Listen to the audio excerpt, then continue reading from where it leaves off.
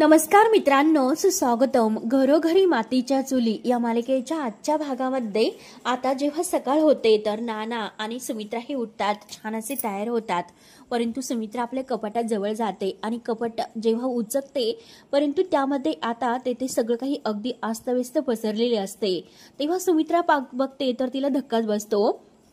सुमित्रा आता विचार करते की येथे दागिने सुद्धा नाही आणि जो काही चाव्यांचा जुडका आहे तर तो सुद्धा नाही. तेव्हा मात्र आता ती घाईने नानांना म्हणते की ना अहो इकडे या, हे काय झालं बघितलंस का? अहो माझे दागिने सुद्धा कपाटात नाही आणि चाव्यांचा जुडका सुद्धा नाही. नक्की आपल्या घरामध्ये चोरी झालेला आहे. तर नाना म्हणतात की काय बोलते? तेव्हा सुमित्रा आता नानांशी न बोलता धावतच ऋषिकेश, सारंग, ऐश्वर्या यांना आवाज देत बाहेर येते. आता मोठ्याने ती ओरडत असते. तेव्हा आता घरातील सर्वजण सुमित्रा का मोठ्याने इतकी ओरडत आहे ह्या आवाजाने मात्र बाहेर येतात. जानकी आणि ऋषिकेश म्हणतात की अहो आई काय झाले?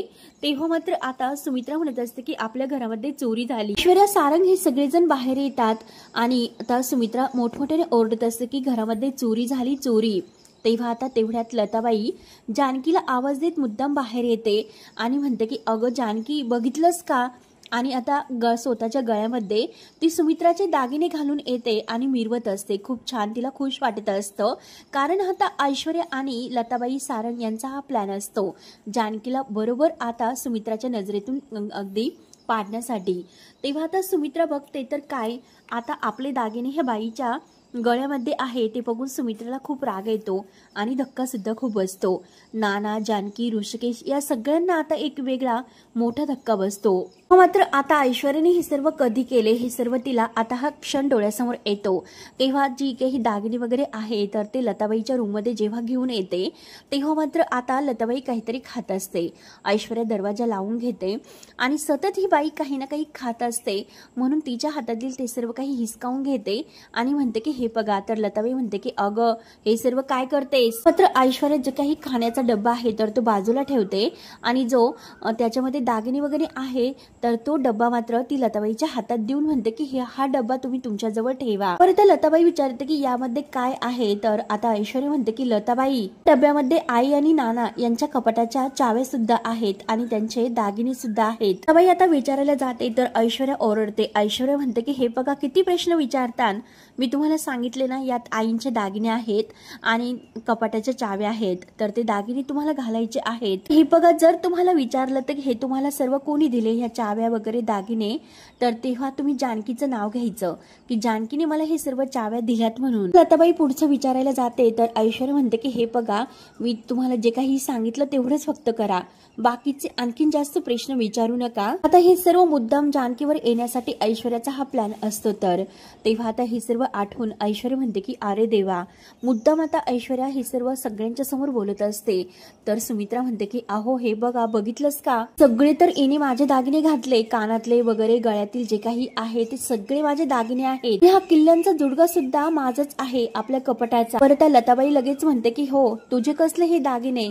हे दागिने माझे आहेत, दागिने माझ्या हक्काचे आहेत. तेव्हा सुमित्रा म्हणते की अगं तुझे कसले आणि काय ग, तुला लाज वाटत नाही का माझ्या रूममध्ये येऊन चोरी करण्यासाठी? लताबाई म्हणते की अगं तुला लाज वाटते का मला चोर म्हणण्याची? सुमित्रा म्हणते की हे बघ तू चोरच आहे आणि तुला चोर नाही म्हणणार तर आणखीन काय म्हणणार आहे, कारण हे बघ हा जो काही आता चाव्यांचा जुडगा आहे तर तो सुद्धा तुझ्याच हातामध्ये आहे. आता लगेच सुमित्रा म्हणते की हे कपाट जे काही आहे ना तर ते माझं आहे आणि ह्या त्या कपाटाच्या चाव्या आहेत. नानांना म्हणते की बघितलंच का तुम्ही? तेव्हा आता लताबाई म्हणते की हे बघ तू भलते सलते आरोप करू नकोस. तू एक गोष्ट लक्षात घे, ते कपाट माझं आहे, माझं आणि नानांचं. मात्र आता सुमित्रा म्हणते की तू चोरी कशाला केलीस? तू जर येऊन मला किल्ल्या मागितल्या असत्या तर मी तुला दिल्या असत्या. आता लताबाई म्हणते की हे बघ मी कशाला तो किल्ल्यांचा जुडगा चोरू, मी हे सर्व नाही केले. तर सुमित्रा विचारते की अगं मग हा किल्ल्यांचा जो जुडगा आहे हे सगळे दागिने तुझ्याकडे आलेच कसे? तेव्हा आता सुमित्रा म्हणते की हा जो काही चाव्यांचा जुडगा वगैरे आहे ना तो मला माझ्या सुनीने दिलेला आहे. म्हणजे आता जानकीवरती बोट दाखवते. आता जानकी म्हटल्यानंतर आता जानकीला खूप मोठा धक्का बसतो, कारण ही लताबाई का खोटं बोलते हे जानकीला काही कळत नाही. तेव्हा आता बाकी घरातील सर्वांना तर हे खरं वाटतं. सर्वांना आता एक प्रकारचा खूप मोठा धक्का बसतो. आता ही लताबाई मुद्दाम सगळ्यांच्या समोर म्हणते की जानकी अगं अगं तू खरंच एकदम बरं केलंस बाई, कारण तुम्हाला माझे पारंपरिक जे दागिने आहेत ना ते दिलेत. अगं तो माझा हक्कच होता. तेव्हा आता ऐश्वर्या मुद्दा म्हणते की हो जानकीने दिले तुम्हाला हे दागिने. ते सारंग म्हणतो की जानकी बहिणी अगं तू हे केलंस. त्यावर आता जानकी म्हणते की हे बघा मी असं काही केलेलं नाही आई आणि नाना, हे बघा. आणि सारंग भाऊजींना म्हणते की सारंग भाऊजी तुम्ही तोंडाला येईन ते बोलू नकोस. आणि लताबाईला सुद्धा म्हणते की हो तुम्ही सुद्धा मनात येईन ते खोटं बोलू नका. काय हो कधी मी तुम्हाला चाव्या दिलात, तुम्ही खोटं बोलतात. चाव्या आणि हे दागिने तुम्हाला देण्याचा प्रश्नच येत नाही, तुम्ही आज मात्र मुद्दाम माझं नाव घेतात. बरं तर लताबाई मुद्दाम सगळ्यांच्या समोर जानकीला खोटं पाडण्यासाठी म्हणते की अगं काय बोलतेस, खरंच कसली बाई आहेस ग तू.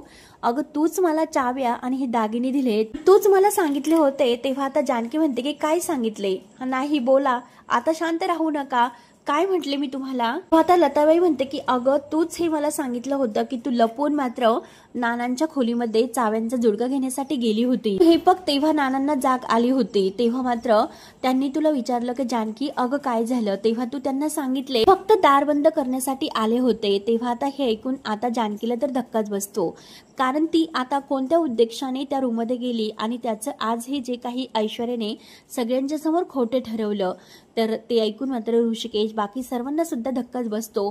परंतु नानांनी जानकीला विचारलेलं असतं की जानकी तू रूममध्ये का आलीस रात्री, आणि तेव्हा जानकीने हे उत्तर मात्र दिलेले असते. त्यामुळे नानांचा तर आणखीनच संशय वाटतो आणि सुमित्राचा सुद्धा. आता ऋषिकेश सुद्धा जानकीला विचारतो की जानकी अगं पार्वती आई काय म्हणतेस, ते जे काही विचारतात ते सर्व खरं आहे का. आता जानकी म्हणते की हे बघा ऋषिकेश हे साफ खोटं आहे.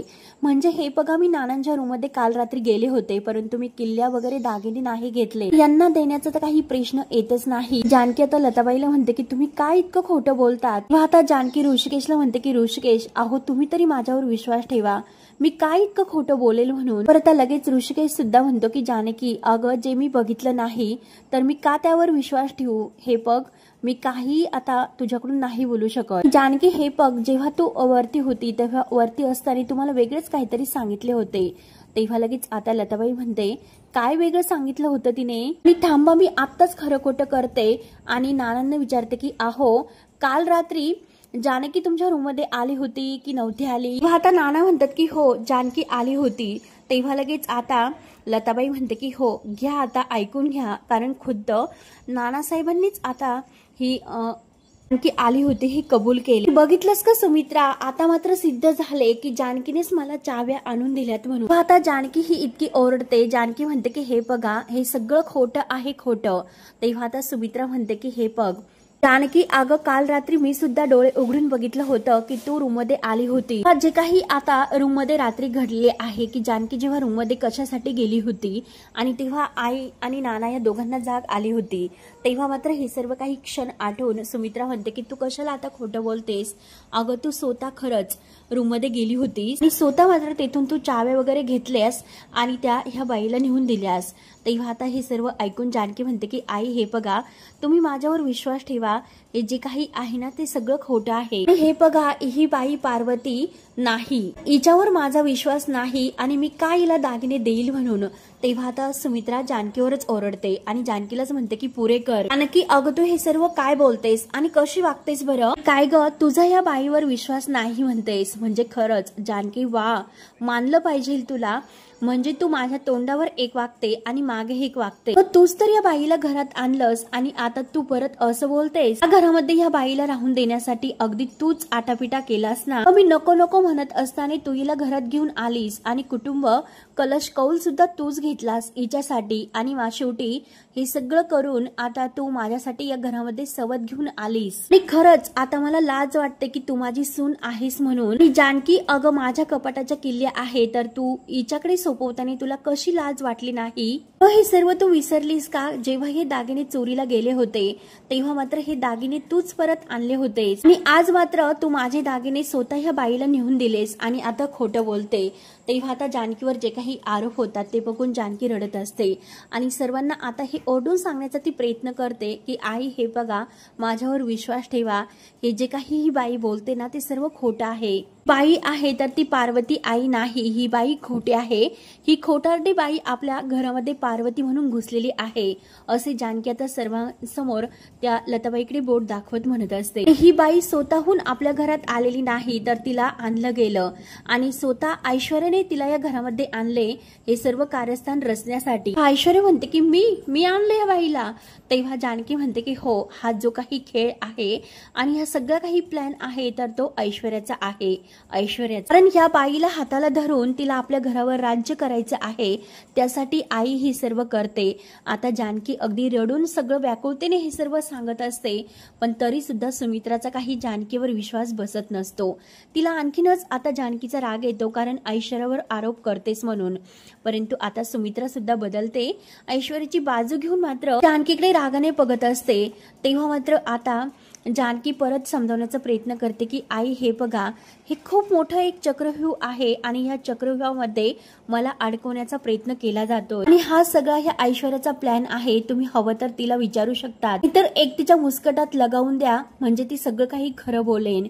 परंतु सुमित्राला मात्र आता जानकीचाच राग येतो आणि सर्वांच्या समोर ती आता जानकीच्याच अगदी तोंडात मारते आणि तिला वरून म्हणते की बास कर. तर सर्वांना मात्र एक खूप मोठ्या प्रकारचा धक्का बसतो आणि सुमित्रा आता वरून रागाने म्हणते की काय ग, स्वतःच्या पापाचं खापर ऐश्वर्यावर फोडताना लाज कशी वाटत नाही तुला? सगळं काही तू केले आणि ज्याचं खापर आहे तर ते ऐश्वर्यावर ढकलण्याचा तू प्रयत्न करते, कारण ऐश्वर्या माझी बाजू घेते म्हणून तुला ते देखवत नाही. मला समजून घेण्याचा प्रयत्न करते म्हणून आणि ती माझ्यावर प्रेम करते म्हणून. जानकी, का तू असं करतेस, का अशी वागलीस? अगं आतापर्यंत मी तुझ्यासाठी काय केलं नाही? कधी तू या घरामध्ये आलीस तेव्हापासून कधीही मी तुला सून तर मानलंच नाही, परंतु मी तुला अगदी माझ्या मुलीचं प्रेम देत आले, कारण मी तुला मुलगीच मानले होते. आणि तुझ्या मनामध्ये जो काही कायम काटा होता की अनाथ आश्रमामध्ये तू अनाथ असल्याचा, परंतु जो काही तो काटा आहे तो हलक्या हाताने मी दूर केलास. तू मात्र बदललीस आणि आज जे काही वागली ना त्या वागणीने तू सिद्ध करून दाखवलंस. तिला कितीही मुलीसारखी माया लावली तरीही सून ती सूनच असते आणि मुलगी ती मुलगी असते, मुलगी होऊ शकत नाही. तेव्हा मात्र हे ऐकून नानांना राग येतो.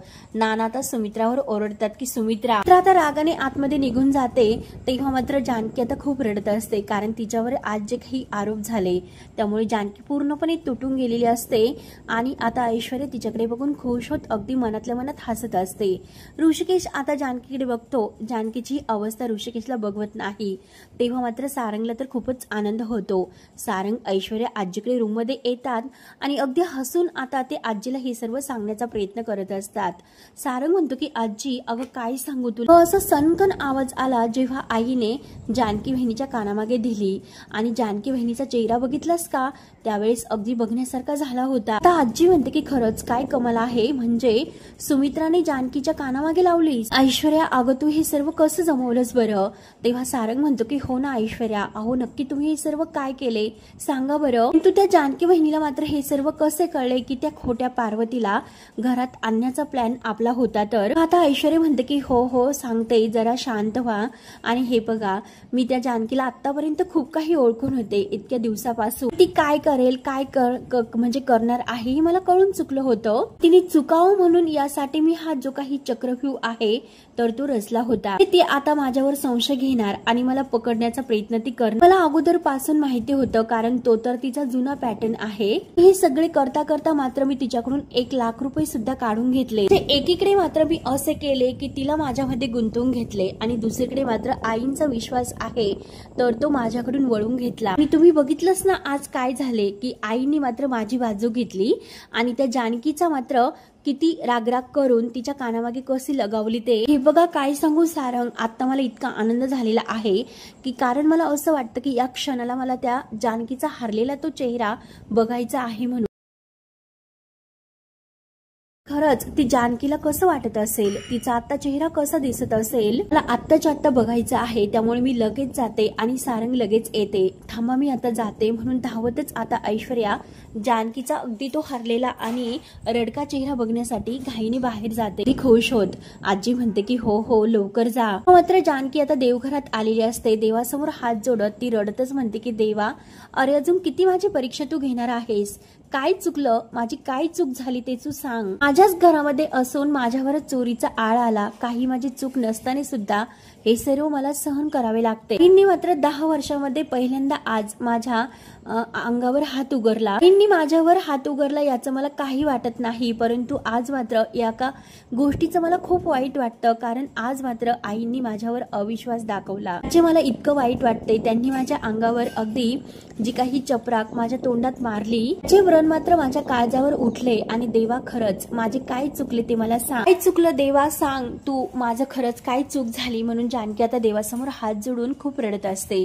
आणि ऋषिकेश आता हे सर्व बघतो आणि धावतच तो जानकीकडे रूम मध्ये येतो. आता जानकी धावतच उठते आणि ऋषिकेश, अहो बघा ना हे सर्व प्रकरण काय होते.